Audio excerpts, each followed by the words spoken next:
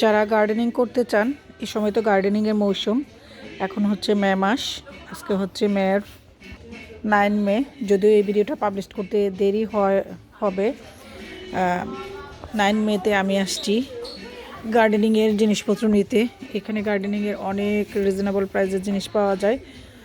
তো আমি এইগুলো আমার দরকার নাই, নিয়ে রাখলে পারতাম, বাট এটা দরকার নাই আমার। এই যে এরকম কচি বাঁশের জিংলা, আমরা বলি জিংলা, এটা লাগবে আমার মাচাং দেওয়ার জন্য। গাছের খবর নাই, বাট আয়োজন কিনে রাখতে হবে। তো এখন আমি এটা এখানে এক একটা ইয়ের মধ্যে, পলির মধ্যে 20 পিস করে আছে, 20টা করে আছে। তো আমি নিয়ে যাব, করে নিয়ে যাচ্ছি 40টা। আমি 2 প্যাকেট নিয়ে যাব, 40 পিস জিংলা। বাংলাদেশে কত জিংলা আমাদের বাঁশের জার থেকে কেটে কেটে ফেলে দিত, আর এখানে জিংলা কিনে নিতে হয়, তাও কত এক্সপেন্সিভ। তো যারা গার্ডেনিং করতে চান তারা কিন্তু এরকম কিনে নিতে পারেন জিংলা।